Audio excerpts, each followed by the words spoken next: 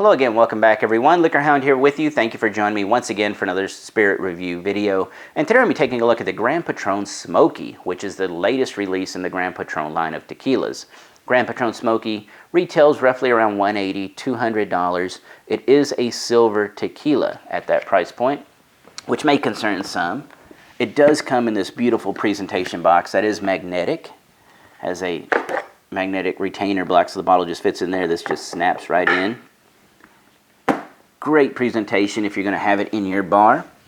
But the bottle itself, beautiful, amber in color, and it's got the wavy, looks like smoke etched into the bottle as well.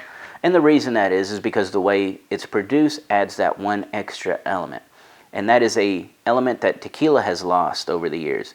Back in the day, they used to use earthen pits to cook the piñas, very similar to how mezcal is done currently. And has always been done, earthen pits, smoking piñas. And that's how come you get that intense smoke in mezcals. Usually intense, sometimes it's a little less. But for Gran Patron Smoky, they did the same thing.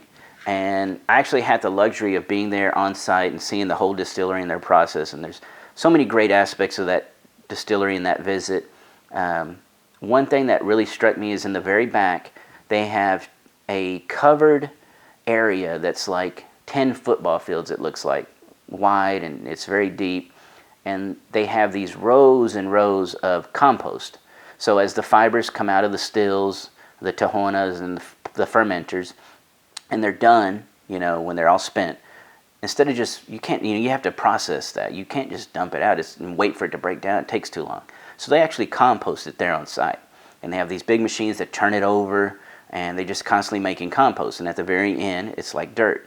And so they actually take the fibers and the leftover materials from other distilleries as well. They'll bring dump trucks in, dump the fibers off, and they'll actually load them up with a truckload of the compost for free. And that's just so that they can make sure that these fibers are getting composted correctly and not just dumped out there in the middle of the fields and stuff like that. So kudos to Gran Patron or Patron for doing that there. But back there in the very back, actually is where they did the pits. And they dug these big circular pits, filled them with a lot of mesquite coals down there at the bottom, put the piñas on top, covered it with dirt, and then waited 7 days. When the piñas were ready, they unearthed the dirt, pulled the covers off, and this is how you get those smoked, cooked piñas that have that smoke infusion in there. Took those piñas inside, put them in the tahonas where the big 2-ton lava rock wheel is going to crush them, let that do its work, and it just combines squeezes, extracts all the juices, but crushes the fibers, makes it very, they use pitchforks by hand to unload those pits with all those fibers and juices. It goes right up into the pine fermenters. It sits there and ferments until it's ready to go into the very small copper pot stills. That was the one thing that I also liked about when I was there, is that they didn't, when some distilleries start and everybody enjoys their product and start selling a lot of their product, and they realize that their production needs to grow, a lot of times they'll just go with bigger stills. And Patron could have done that, but a lot of times that'll change the profile. Different stills create different flavors. And so they didn't want to do that, so they just replicated. And same still size, everything, just another one, and then another one, and then another one. And now, I think when you go down there, it's like 100 and something of these very small stills, all doing the same thing. And when it's coming off that still, the white tequila is coming off that still, it's just a little moderate little flow out of each one. Not like at Jim Beam where you look at that column still and it's coming out like a fire hose. Very different. But even though it's coming out, it's a slow distillation, slow craft distillation. It's just done so many times that you end up with a large quantity. Like that about Patron when I was there. But when you're there and you're smelling the air and you get the sour of the fermentation going on in the air, and you get the cooked sweetness and the vegetal note and the smoky from the cooking of the agaves right over there. They're next door to each other pretty much, and then in the same room. And you smell all that together, that's exactly what you get in this glass. So let's go through that right now. It is very, very sweet, almost like a custardy, vanilla tone to it. There's lemon oils, citrus oils, maybe lemon and lime in here. And then you get white pepper, the vegetal agave, that sourness, that almost like a little sourdough element to that agave is in here. It is, yeah, fantastic. And the agave is just very vegetal.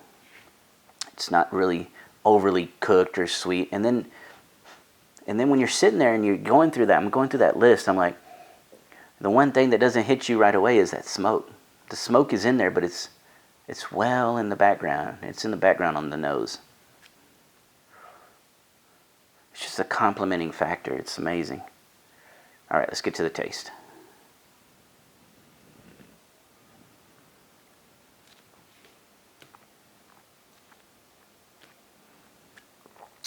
Yeah, that's fantastic.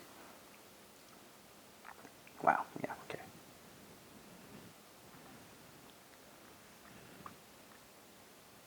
The viscosity, medium-high viscosity, is way up there. That's thanks to that 101 proof. The intense flavor, way up there. Again, that proof is helping everything. It's not too hot. You know, sometimes you could go too high with it and it'd be too hot and you have to add water. It's perfect right here at 101. Enters just like it nosed. I kind of think vanilla custard, lemon lime, oils, complementing that. And then you get that cinnamon, white pepper, kind of adding that spice characteristic on that mid palate. Not out of line, it's just right there in, well mingled. Vegetal agave, and it's kind of, again, as I'm thinking, it's like asparagus, artichoke type element to that vegetal agave. In with that cracked white pepper is very nice. The sweetness, those citrus oils kind of linger as well. And then right about here is when you start noticing that smoke wafting in. It's not in your face like a mezcal will be with the smoke. This is a complementing smoke on the back end. That little bit of that sourness that I was picking up on the nose, underneath everything, sourdough, is in here, but it's underneath everything else, like a little sourdough base. And you really have to focus on it, so it's just another added layer of complexity.